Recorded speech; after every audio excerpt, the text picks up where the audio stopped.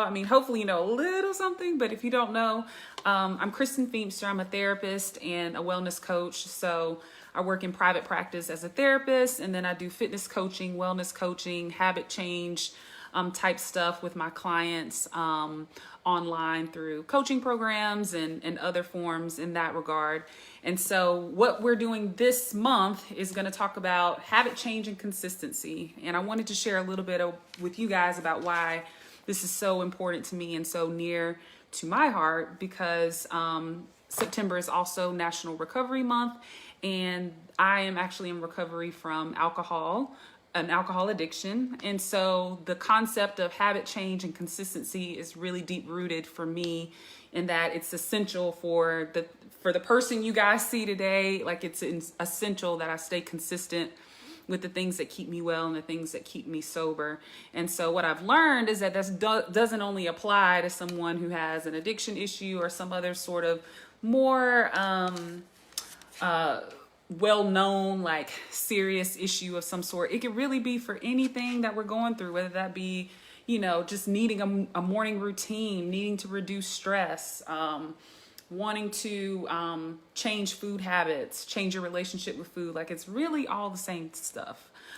Even though mine might have been an addiction, it could be anything for you guys. And so I want you guys to be thinking with that headspace this entire time. Yes, this is in honor of Recovery Month, but it's also realizing that we can be in recovery from a lot of different things. Okay, so we're talking about habit change and consistency. And so I encourage you guys to engage with me. I have a few people on Zoom, a few people on the Facebook group. So if you're just now hopping on, please ask your questions. I prepared some notes, but I was really hoping to go off of what you guys actually need. So let's make sure that that you guys are just, you know, asking the questions that you need to make the changes that you want to see. So today we're talking about self-sabotage. So let's go ahead and get the engagement going. If you have some patterns of self-sabotage in your own life, go ahead and just drop a little, you know, the little emoji where you're just like, hi, it's me, or drop something in the chat and just communicate with me that, yes, I'm aware. Yes, I am on board. You're not talking crazy. I know exactly what you mean. Okay, me too. That goes to my personal journey of sobriety and also some current stuff, right? So it is okay to acknowledge that for sure. And so I have noticed in working with my clients over the last couple of years, I've noticed some major self-sabotage patterns that I thought we would talk about and give examples of, and kind of just really, you know, flesh this out. In the event that you don't know what your self-sabotage patterns are, or you need to kind of just understand them in a different light. Sometimes we know we're in our own way, but we can't really formulate like why, and like we can't make it make sense to prevent it. Okay, and so I'm gonna go through a few things, and I want you guys to let me know if this sounds like you. And so the first form of sabotage that I see the most, and I really feel like gets in the way of goal setting, habit changes, lifestyle changes, that sort of thing, is remaining in denial. Now, when we think about denial, we think about somebody who's just oblivious to their issue. They don't want to hear nothing. They don't want to say nothing. That's what we typically think of. But really, there's at least 5 denial patterns that you can be in that can really keep you stuck and getting in your own way. Okay, so the number one denial pattern that I hear is rationalizing things. We're too smart, y'all. We're too smart for our own good. We will talk ourselves in and out and back in and back out and never really take action on anything. It all sounds good. We've talked ourselves into just about everything, right?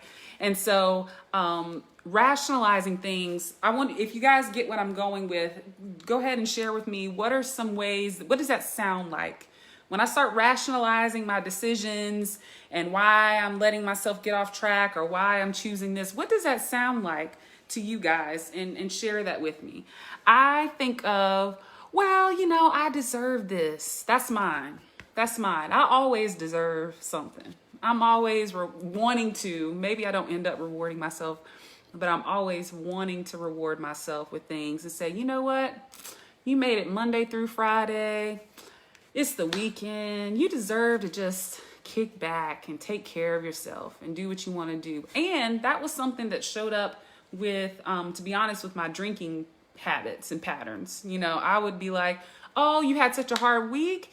Why not drink a bottle of wine? I mean, another one, everybody's doing it, right? Comparison is, that's just what you do, right? You talk yourself into a certain habit that when you think about it, it's not in your best interest, and it's not simply a positive reward for whatever reason. And so you may find that you're talking yourself into doing certain things at the beginning of the week, and then by the end of the week, you're using that same brain to talk yourself right on back out of doing it, thinking that it's too hard or it's not that big a deal anymore. Minimizing is another one. Thinking that, oh, well, I do kind of binge eat, but it's not that bad. Like if I were to ever get to a point where I gained 100 pounds from my binge eating patterns or my fast food or whatever it is, then maybe I'll do something about it. But it's not really that bad right now. That's another example of rationalizing, and that's a form of denial. It's about, I don't want to see the reality for what it is. I want to make up a story or tell myself whatever so that I can justify the action that I want to do in this current moment. So we have rationalizing. I think I mentioned minimizing. Another one is comparing. I think I mentioned that one too, of, well, at least I'm not like so-and-so, or at least I'm not as bad as my mom or my dad or my whoever. Those are usually the ones where we're getting in our own way, because if it's affecting you, it's affecting you, whatever the case may be. And comparing yourself to someone else and thinking that, whatever they're doing is the marker for when it's really bad is really just keeping you on the same track. And what do we know about change is that it never gets easier the longer you wait. And so if you wait until, oh, well, when I get there, then I'll actually pull back and I'll think about what I need to do, it's not going to be any easier at that point. If anything, it's going to be harder because you're going to have been doing it for longer. Okay. So that's the first thing. And if you just joined in, we have some more people joining in here.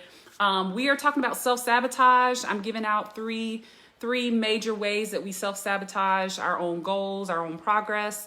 And I encourage you guys to join in and let me know what you think. And I had somebody that actually shared about procrastination, and that is my second one. Procrastination, that's me too, y'all. Everything that I'm telling y'all, I'm basically just calling myself out.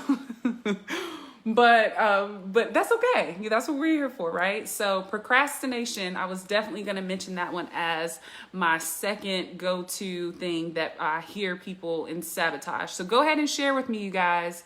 What does that sound like? What does procrastination look like for you when you know you're getting in your own way and you really just need to take action, and that habit of procrastination is getting in the way? For me, that's like, I'll do it in a second. I just put it off, not a whole long time. I don't say, okay, I'll do it next month necessarily, but I'll say I'll do it in a little bit. I'll do it tomorrow. It's usually just one little small increment that's just enough far out so that I don't have to take action right now, but it's almost a denial to think that I'm actually going to start on that next day instead of starting right now. It's right there on the fence. And so getting into overthinking, someone mentioned, getting in your head so much that you never really take action on anything, needing to have control and say, well, I got to know that this plan is going to work out from beginning to finish completely before I can start.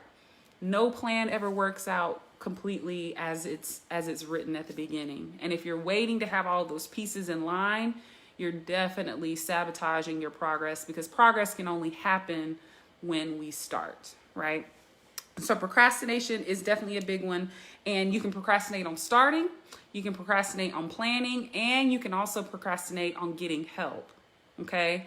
And so if you know in your heart that you need help with something, and you say, yeah, I'm gonna look that therapist up next week. I'm gonna get to it. I'm thinking about it. If you know that's what you need and you keep putting off what you need, then you're definitely getting in your own way. Okay. The last one that I want to talk about is you're surrounding yourself with people who perpetuate the habits that you're trying to break. This one is a big one, okay? If I'm trying to, let's think of, and you guys feel free to share scenarios of this, but I'll talk about my change for sobriety. Okay, so if I say that I want to stop drinking, and then I surround myself with nothing but people who drink way well past their limit all the time, is that really, am I sabotaging myself? Am I really going to be able to make that work in that environment where there's really no support around the direction that I'm trying to go?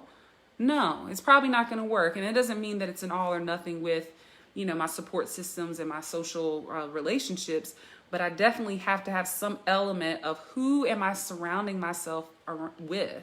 Do I aspire to be like them, or are they potentially draining me and pulling me backwards? That's just something that we all have to decide, is what is our surroundings? What is it actually doing for our well-being? Okay. So we could pan that out to any type of enabling that goes on within our relationships. And I will say that oftentimes for women, and I know this could be debatable, but a lot of times there's a partnership or some sort of relationship that makes it hard for women to do what we need to do for ourselves. And so what does this sound like? This sounds like, I know I need to do X, Y, and Z, but I got to check with my husband or my boyfriend and make sure that he's okay with me doing X, Y, and Z.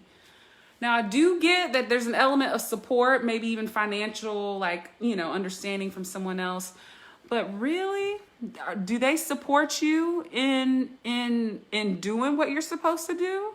And this is no knock to anybody's partner, but sometimes the people that are around us want us to stay the same, or they may not be as comfortable with change or as bought in on the change as you might be. And so that could be a form of sabotaging your own progress, is to say, well, I've got to defer to this other person to see what they think. Or I start my goal setting, my workout plan, my eating regimen, whatever, with my partner, and then my partner falls off. Or I do it with my family and then my family falls off. Or I do it with my friend and then my friend falls off. And the next thing you know, I'm in the same boat with them. Okay. So it's not just a partner relationship, but we are relational beings and we like to do stuff together. We like to feel like we're in it together. And that is definitely an element of how you create change. But who are those people? Who are those people that you're actually surrounding yourself with? And are they moving you forward or are they pulling you back? That's really the question at the end of the day. So feel free to share about that one. I know that one sometimes can be like a little, it's a little, it can be a little controversial, I guess you could say, to talk about. But that is one of the major, along with the others, one of the major barriers is I try to eat well and then I get home and my kids want this and my husband wants that. And then I'm trying to eat, some vegetables and some protein and eat like a well-balanced meal, but they're having McDonald's. And then next thing you know, I'm wanting to eat what they're wanting to eat, or, I'm doing well. And then my husband wants me to go out to eat with him. And the next thing you know, he's not on a diet and he's not encouraging me to stay on my diet. And then I end up being off of and I don't want to say a diet as in some restriction plan, but just any type of intentions you're setting around food. He's not trying to be intentional. She's not trying to be intentional. And so therefore, now I'm not being intentional about the things that I want to see. Or I know I'm supposed to get up and go for my walk every morning, but I decide to sleep in because the person that I'm with is not getting up. Or I'm making an excuse in that some form or fashion. That's right. Somebody says, LOL, making excuses. 100%. So this is all self-sabotage, and it's really all a lot of denial patterns all wrapped up in all of these, because we can sit here on this live and know that now we know that's not going to work out. That sounds crazy when I'm saying it right now on this live, but how often do we say that to each other? How often do we really put that out there to say, and talk ourselves into it and actually believe that we believe it and that it's going to work, that I will start tomorrow, that I can trust my partner that they're going to do set the same goals that I have and be ready when I am. Or that it's really not as bad as I think it is, okay? And so feel free to ask questions about self-sabotage. I'm going to go into what do we do about this? And this is really something that we'll cover over the course of the entire month. For the next 3 Thursdays, I'm going to talk about each of these steps a little bit more in depth. So please make sure you stay around and join the other lives so you can really start to connect the dots and build upon what we're doing today.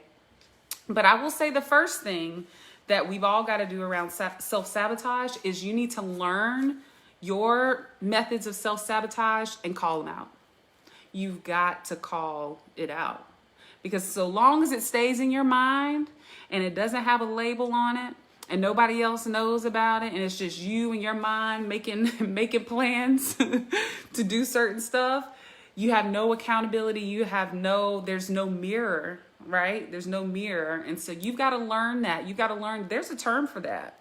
That's not just, ooh, that was a great excuse you had there. It's like, no, that's called justification. That's called minimizing. That's called comparison. That's called blaming. That's called rationalizing. These are actual terms for legitimate denial patterns. And so we're not geniuses when we come up with these excuses, y'all. We're more or less playing along with the patterns that are age old, okay? So calling it out, learning what yours are, calling them out, and then ultimately it's only going to be up to you to say, I'm done. I'm sick of doing that, okay? And so I will kind of tap back to, my personal journey in sobriety. There was a point where I was doing all of this, right? And nobody was going to be able to tell me any differently, really. Ultimately, as we know with other people, we cannot change other people, right? We could try to influence them. We could try to say certain things, but ultimately that person has to get it in their mind that I see what's happening here. I'm pulling back and I'm seeing what's happening here and I'm done. I'm done with the excuses. I'm sick of hearing them. I'm sick of going around the cycle every week. For example, a lot of people struggle with the weekends and making proper decisions on the weekends. You got to get tired of that. You got to get tired of hearing your own excuses every Friday and your own promises every Sunday and your own restarts every Monday. You've got to be the one to be done with that. Okay. The next thing is for procrastination. Procrastination is a hard habit to break. Sometimes it's rooted in anxiety. Sometimes it's rooted in the need for control and certainty before you get started. And I do understand and acknowledge where that comes from an emotional standpoint. But that's really where external accountability and structure can really be helpful. One, you have somebody that's walking alongside you to push you out of that overanalyzing, overthinking space, to kind of call that out for you and kind of say, hey, I see you're getting stuck. We got to move. You're getting stuck. We've got to move. Okay. And so accountability it's important that whoever your accountability partner or person is, that they can show that they can legitimately show up for you. And sometimes friends can be that. Sometimes a group of people can be that, but people are people and they're going to have their ups and downs as well. So you really got to be careful about who you ask to do that.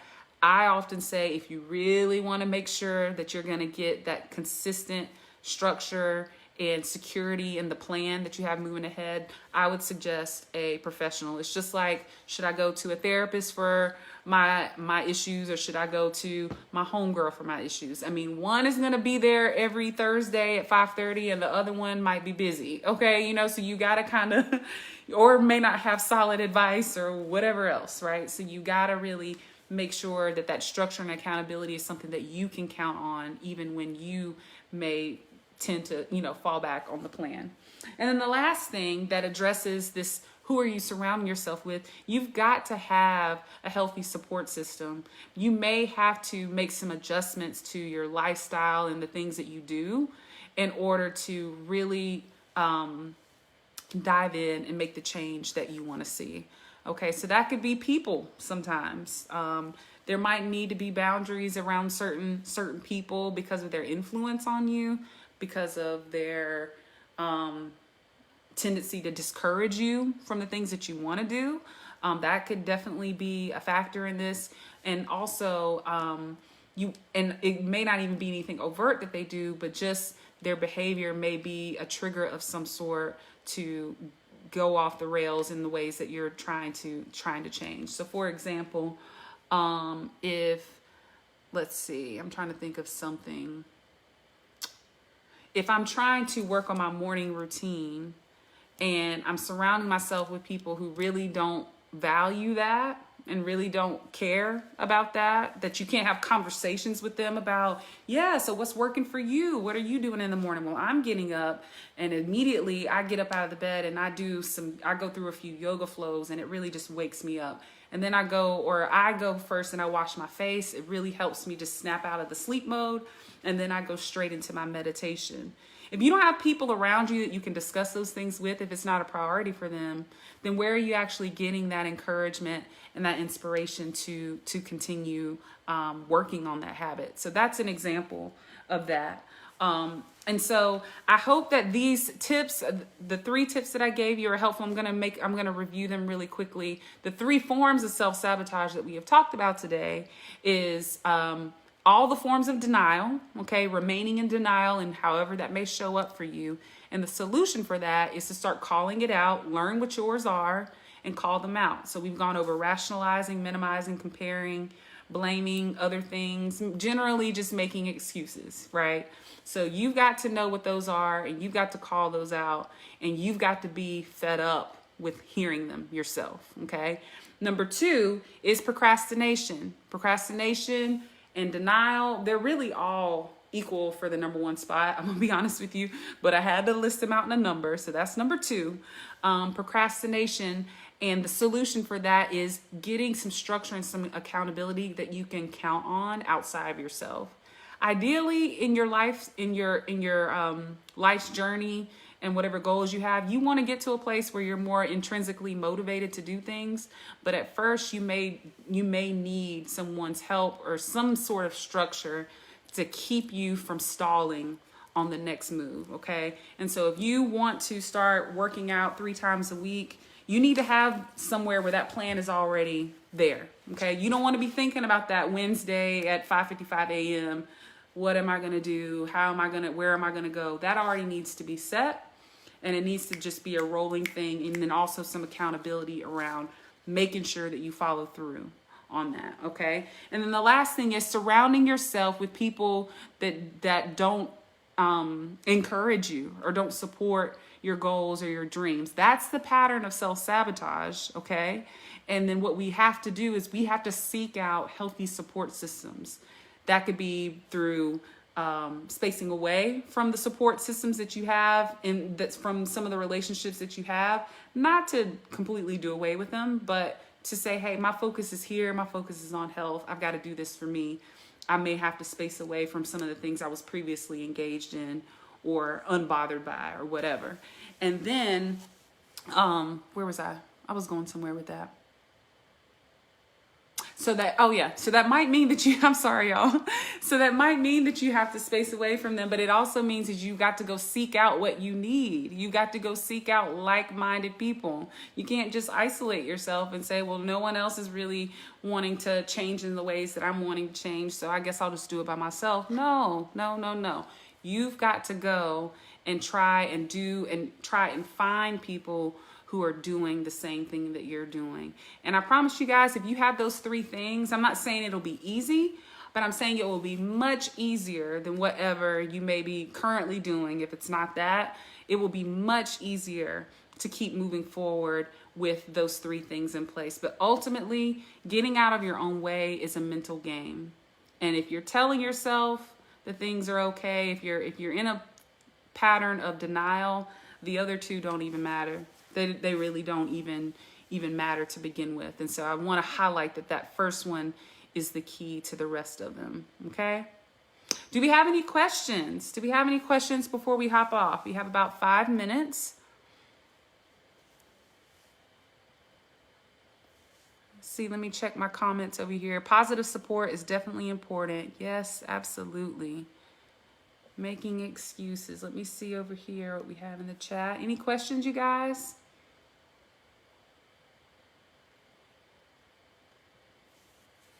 Something else I wanted to mention really quickly about a comment that I got here about procrastination. It really can make you feel like you're being lazy, but I would encourage to really unpack what that's about. Usually there may be some fatigue, there may be some, being in your comfort zone around certain things, but sometimes there really is a need for control or anxiety or a fear about getting started that's really kind of fueling that procrastination.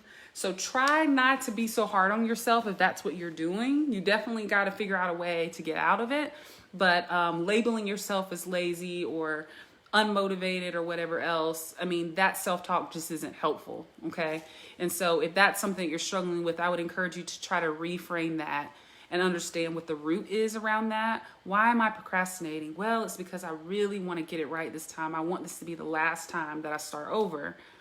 Good, I understand that. That's an understandable reason to really overthink things. That doesn't mean that you're lazy, though. That means that you need to move through the need to know and get started with the action, perhaps with some help, okay? So just wanted to highlight that. And I don't see any questions, which is okay. We're going to build on this over the next 3 weeks. So I hope that you all will join me back here next Thursday, 8 p.m., where we're going to be discussing the next step in this, which is preparing for change. And that's something that not a lot of people tend to think about, is that there's definitely a preparation phase that needs to happen before you change if you want it to last. So anytime we're like, well, okay, I'm starting over tomorrow, and we don't make any plans to really start over tomorrow, we can pretty much bet that at some point that plan or that intention is not going to be enough. And so there is an element of preparing your heart and your mind and your body for whatever change that you want. It's kind of like when girls are playing double dutch. Well, they don't just jump in as soon as the jump ropes are going. They kind of get a little preparation. They understand the rhythm. They see what they've got to do. They get their body ready, and then they jump in and they have a successful jump. And that's basically the same metaphor for goal setting, habit change, and consistency. So we'll be talking about that next time. If you're watching this after the live, please be sure to comment with your questions. I'll answer them there. And I really appreciate y'all joining me tonight. And please make plans to join me again next week as we dive into another topic. And I will see y'all then, okay? Bye.